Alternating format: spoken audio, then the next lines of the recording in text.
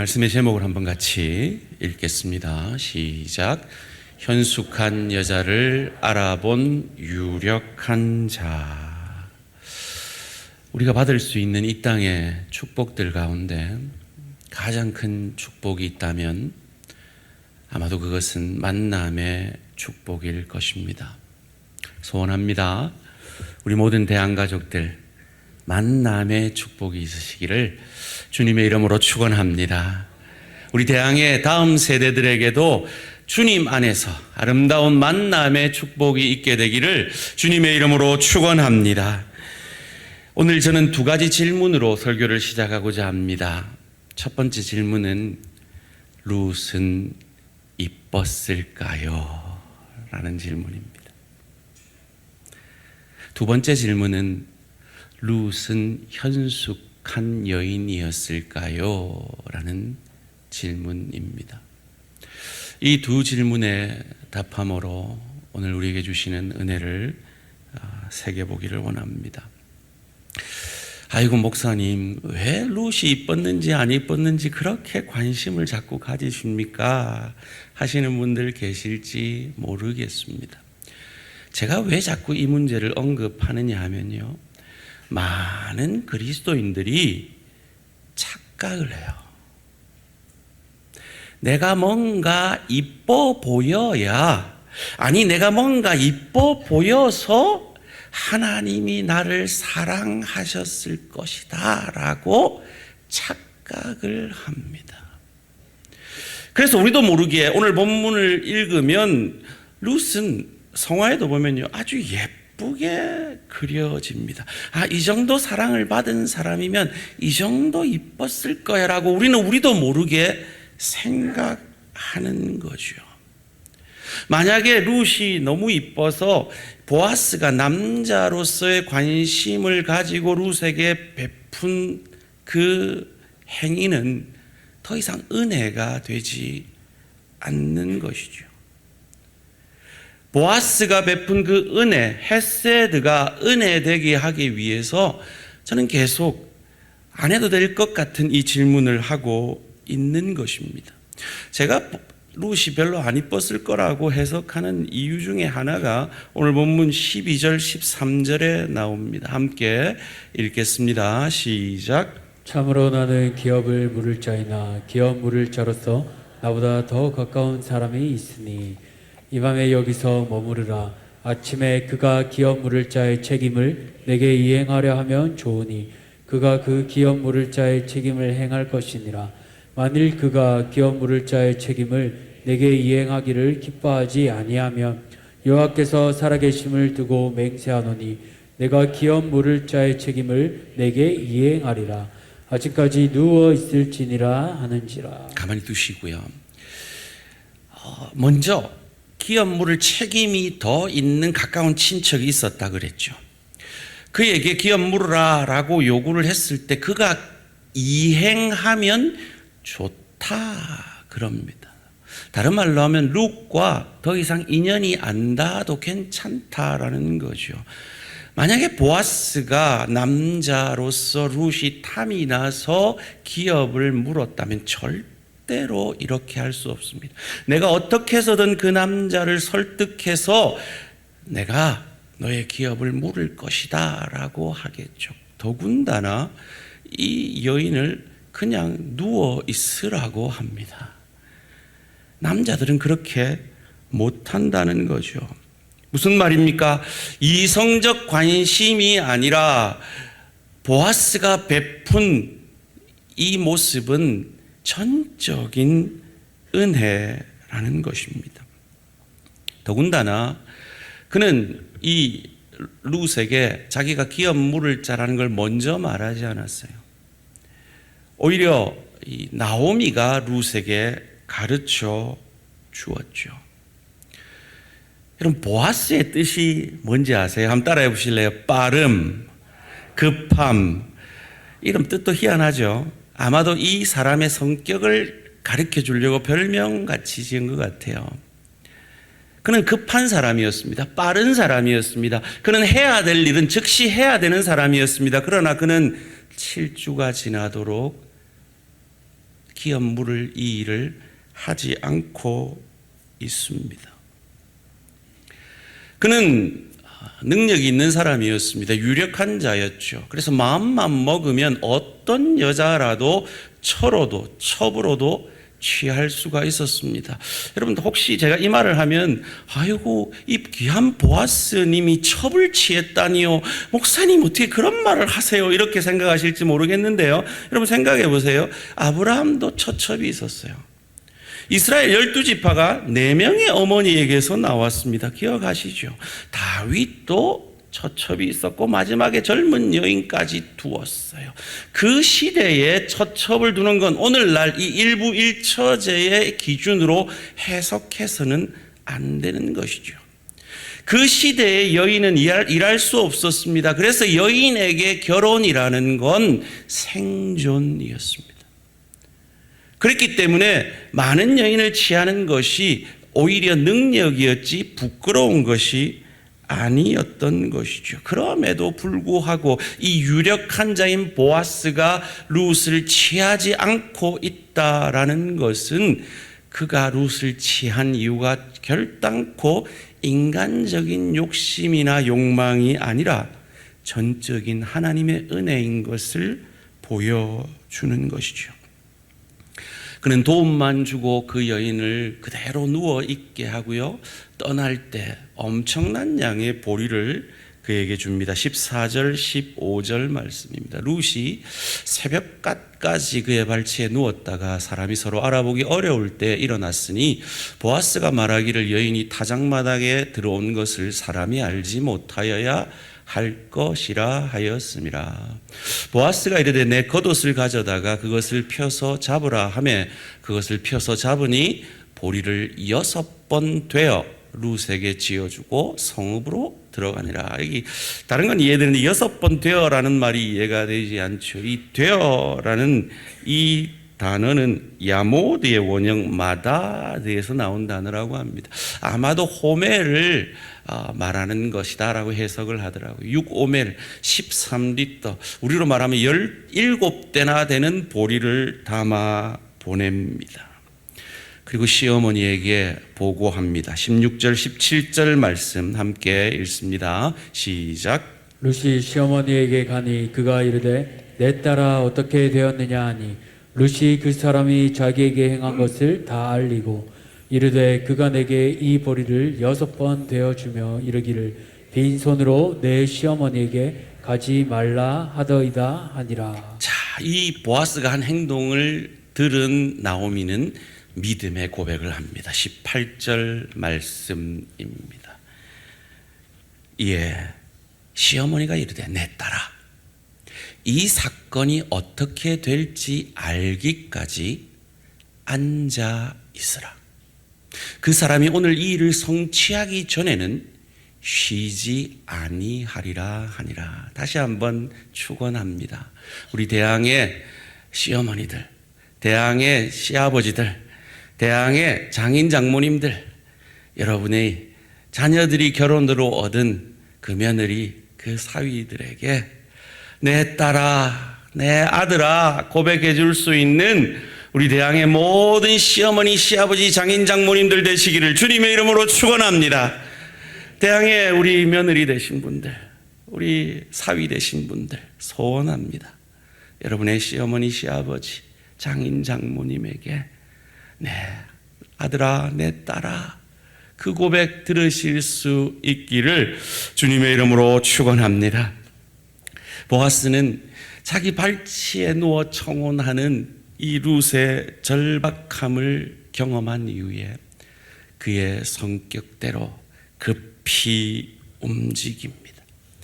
6, 7주 동안 아무것도 안 하던 그가 움직입니다. 은혜이죠. 두 번째로, 룻은 현숙한 여인이었을까요? 예, 성경은 우리에게 그것을 분명히 가르쳐 줍니다. 11절 말씀입니다. 그리고 이제 내 딸아 두려워하지 말라. 내가 내 말대로 내게 다 행하리라. 내가 현숙한 여자인 줄을 나의 성읍 백성이 다 않으니라. 재밌잖아요. 룻이 현숙한 여인인 걸 그 주변 사람뿐만 아니라 성읍 백성이 다 안대요. 왜 그럴까요? 현숙한 여인에 대해서 참 재미난 것은 잠언의 마지막 부분, 잠언의 대부분은 아버지가 아들에게 주는 교훈인데 이 마지막 잠언이 현숙한 여인에 대해서 가르쳐주고 있습니다. 제가 대학 시절 CCC 때 우리 자매들을 놀릴 때 제가 흔히 팔뚝 굵은 자매들한테 현숙한 여인이시군요 이렇게 말하곤 했습니다. 이 팔뚝이 굵지 않고는 이 잠언이 말하는 현숙한 여인이 될 수가 없어요. 한번 볼까요? 제가 잠언 31장 10절에서 27절까지 말씀을 읽어드릴 텐데요. 여러분, 이 현숙한 여인, 이 여인만 얘기하는 것 같지만 사실은 이 지혜를 얘기하는 것이 잠언이잖아요. 그런 의미에서 지혜를 여인으로 표현하는 것이지 모든 사람에게 사실은 요구되어지는 가르침이라고 생각이 듭니다. 우리 교회도 지혜 자매가 몇 명이 있는데 지혜 형제 못 보셨잖아요. 그래서 여인으로 표현되는 거예요. 한번 잠언을 제가 찬찬히 읽어드릴 때 나는 현숙한 사람인가? 내가 현숙한 사람이 되려면 무엇이 부족한가 생각하시면서 한번 묵상해 보시기를 바랍니다. 누가 현숙한 여인을 찾아왔겠느냐? 그의 값은 진주보다 더하니라. 그런 자의 남편의 마음은 그를 믿나니 산업이 핍절하지 아니하겠으며 그런 자는 살아있는 동안에 그의 남편에게 선을 행하고 악을 행하지 아니하느니라. 그는 양털과 삼을 구하여 부지런히 손으로 일하며 상인의 배와 같아서 먼 데서 양식을 가져오며 밤이 새기 전에 일어나서 자기 집안 사람들에게 음식을 나누어 주며 여종들에게 일을 정하여 맡기며 밭을 살펴보고 사며 자기의 손으로 번 것을 가지고 포도원을 일구며 힘있게 허리를 묶으며 자기의 팔을 강하게 하며 자기의 장사가 잘 되는 줄을 깨닫고 밤에 등불을 끄지 아니하며 손으로 손뭉치를 들고 손가락으로 가락을 잡으며 그는 공고한 자에게 손을 펴며 궁핍한 자를 위하여 손을 내밀며 자기 집 사람들은 다 홍색 옷을 입었으므로 눈이 와도 그는 자기 집 사람들을 위하여 염려하지 아니하며 그는 자기를 위하여 아름다운 이불을 지으며 세마포와 자색 옷을 입으며 그의 남편은 그 땅의 장로들과 함께 성문에 앉으며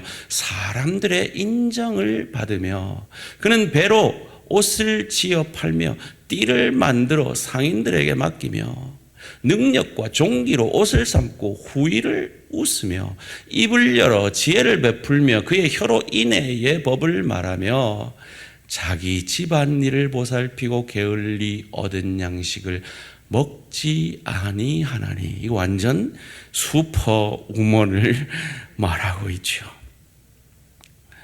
도대체 남자들은 뭐 하고 있는 거예요? 남편들은 어디 있는 거예요? 이걸 읽으면서 남자들의 로망이다 뭐 이렇게 얘기들을 합니다. 이건 남자에게 여자에게만 얘기하는 것이 아니라 하나님의 사람들에게 요구되어지는 것을 가르쳐 주는 것이죠.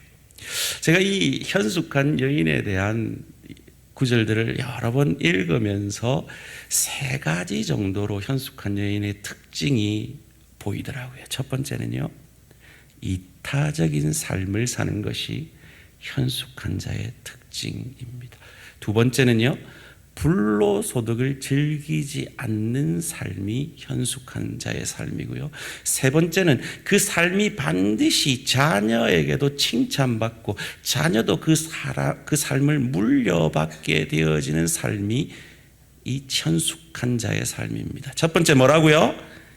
이타적인 삶. 이거 꼭 기억하고 가세요. 두 번째는요, 불로소득을 즐기지 않는 삶. 세 번째는요, 자녀들에게도 칭찬받고 연결되는 삶이에요. 이타적인 삶을 오늘 그 잠언이 이렇게 얘기합니다. 산업이 핍절하지 않게 하고 남편에게 선행을 하고 부지런히 일하고 집안 사람들에게 음식을 나누어 주고 여종을 관리하고 밭과 포도원을 관리하고 장사를 하고 공고하고 궁핍한 자를 돕고 집안 사람들의 옷과 입을 자리를 관리하고 남편 사회생활까지 관리하고 무역까지 합니다. 왜 이렇게 합니까?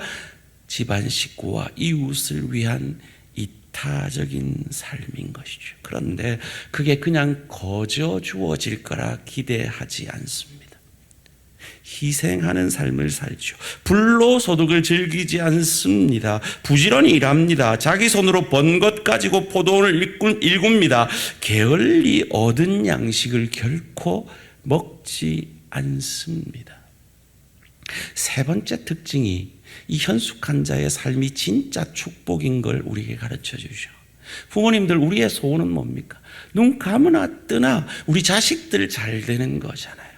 그런데 하나님께서 현숙한 자의 삶은 자녀들이 그 삶을 감사하고 물려받게 하신다라는 것입니다. 28절, 29절 말씀 우리 자녀들을 생각하며 소원하며 함께 읽습니다. 시작. 그의 자식들은 일어나 감사하며 그의 남편은 칭찬하기를 덕행 있는 여자가 많으나 그대는 모든 여자보다 뛰어나다 하느니라. 여러분, 자식들이 부모의 그런 모습을 보고 감사하면 반드시 그 부모의 삶을 물려받게 됩니다. 남편에게 칭찬받는 그 여인의 삶을 물려받게 된다라는 것이죠. 그런데 이 현숙한 여인이 현숙할 수 있었던 이유를 잠언은 우리에게 이렇게 설명합니다. 30절 말씀입니다. 고운 것도 거짓되고 아름다운 것도 헛되나 오직 여호와를 경외하는 여자는 칭찬을 받을 것이니라. 아멘. 현숙한 여인이 현숙한 여인 될 수 있었던 건 여호와를 경외했기 때문입니다.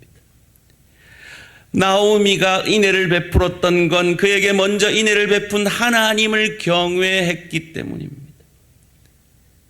이 룻이 자기 혼자 살지 않고 굳이 보아스에게 당신은 기업 물을 잡니다라고 말함으로 그의 생명을 걸고 그의 시어머니와 함께 하려는 그 인애를 베푼 것은 하나님으로부터 받은 인애 때문입니다. 보아스가 이 매력적이지도 않은 여인을 은혜로 품어안고 그 집에 빚도 떠안는 기업 물을 자가 된 것은 그가 먼저 하나님께로부터 받은 그 인애로 인하여 하나님을 경외했기 때문입니다. 그리고 우리가 우리 삶 가운데 인애를 베풀어야 하는 이유도 우리가 하나님으로부터 감당할 수 없는 그 은혜를 먼저 받았기 때문입니다. 소원합니다. 우리 모든 대항의 가족들, 하나님께로부터 받은 그 은혜, 인애를 감사함으로 하나님을 경외하는 저와 우리 모든 성도님들 되시기를 주님의 이름으로 축원합니다. 제가 우리 교역자 회의하면서요, 이번 올해 은퇴자 명단을 딱 받아보고 깜짝 놀랐어요. 이 권사님이 올해 은퇴시라고?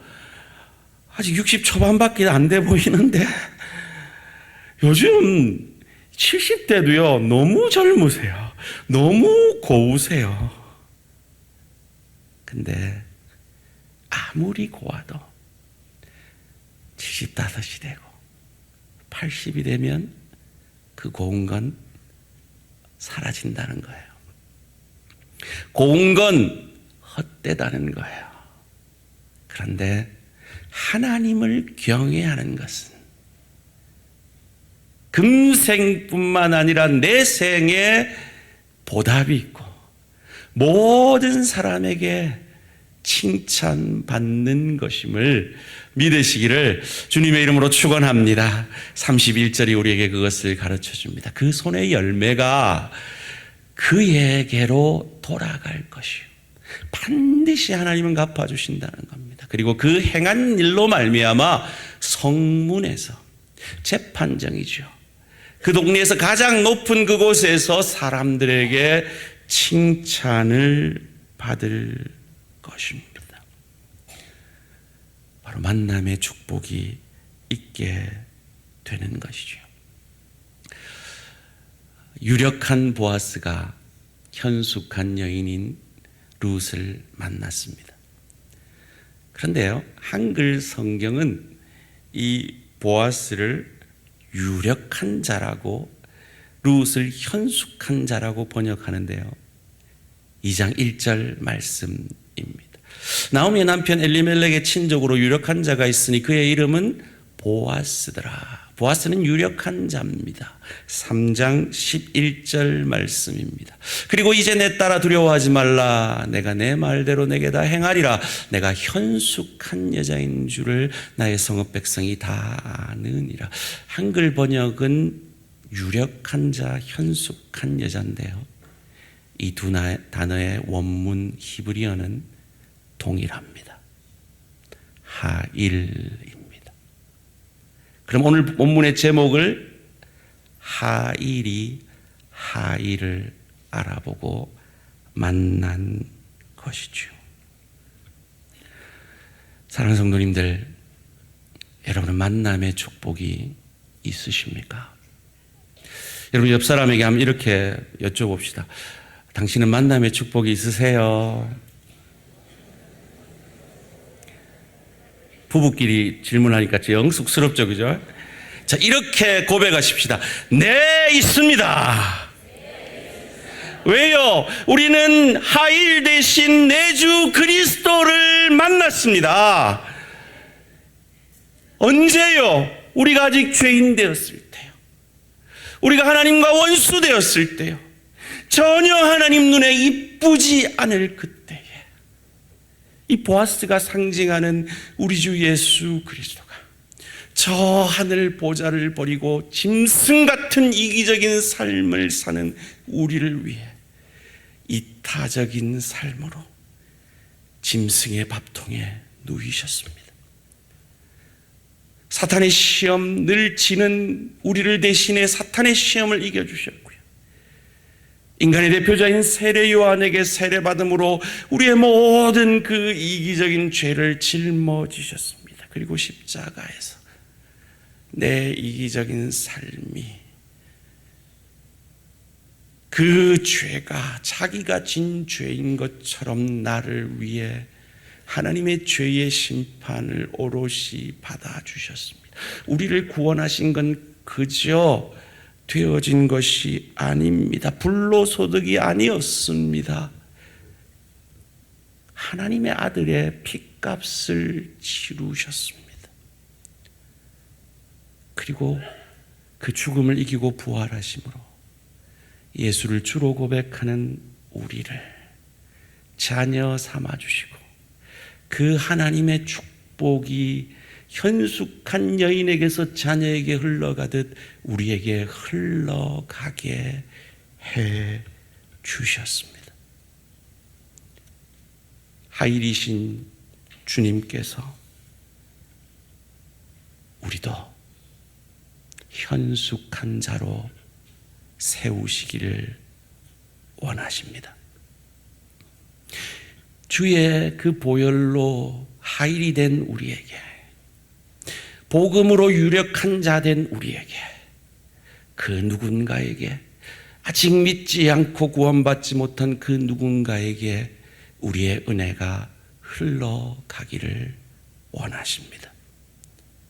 많은 사람을 옳은 대로 돌아오게 한 자는 별과 같이 영원토록 빛날 축복을 예비하시며 우리에게 12월 마지막 주, 올해의 마지막 새가족 초청주일에 내 가족, 내 이웃, 내 친척들을 복음 듣도록 초대하기를 원하십니다.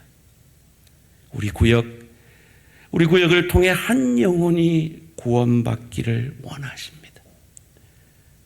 이쁘지 않은 그 룻에게 하일되게 하신 그 주님, 하나님 눈에 전혀 이쁘지 않았던 나를 하일되게 하셨으니 그 은혜가 나로 흘러가 나도 또 다른 하이를 만들어 내기를 원하시는 것입니다. 왜 우리가 그러해야 할까요?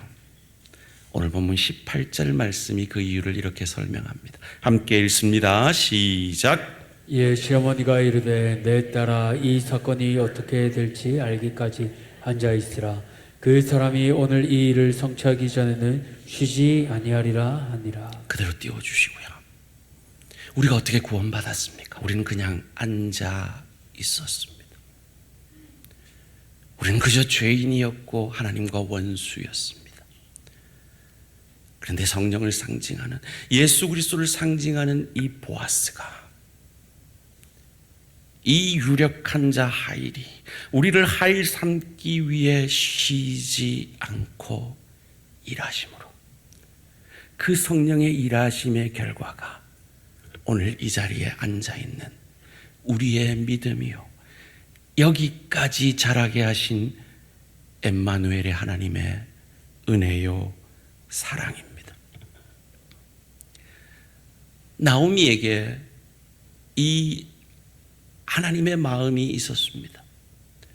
그래서 룻을 자기는 놔두고 시집 보내려고 하면서 이 룻기 3장 1절에서 그는 이렇게 말합니다. 너를 위하여 안식할 곳을 구하여. 나오미가 룻에게 주고자 하는 이 안식이 바로 하나님이 우리에게 주고자 하는 안식입니다. 이것을 위해 하나님의 아들이 하늘 보좌를 버리고 이 땅의 짐승의 밥통에 누이시고 우리의 죄를 지고 십자가에서 안식일 전날 죽어 주셨습니다. 그리고 그 안식일에 우리는 아무것도 하지 않고 앉아있던 그 안식일에 우리의 대적인 죽음과 치열하게 싸우셨습니다. 그리고 그 죽음을 이기고 안식일 다음날, 오늘 주일날 부활하심으로 이 예수를 주로 고백하는 저와 여러분에게 부활 생명의 능력을 허락하신 줄 믿으시기를 주님의 이름으로 축원합니다. 그러기에 이 은혜를 우리는 받았기에, 하일되었기에, 그 하일이 나를 통해 또 다른 하일을 만들어내는, 은혜를 흘려보내는 저와 우리 모든 성도님들 되시기를 주님의 이름으로 축원합니다. 결단의 찬양 올려드리겠습니다. 하나님은 저와 여러분을 여기까지 인도하시기 위해 쉬지 않으셨습니다. 그리고 쉬지 않고 일하신 하나님이 저와 여러분을 통해서 또 다른 하일을 만나기를 원하십니다. 그 주님의 일하심에 사용하여 주시옵소서. 고백하겠습니다.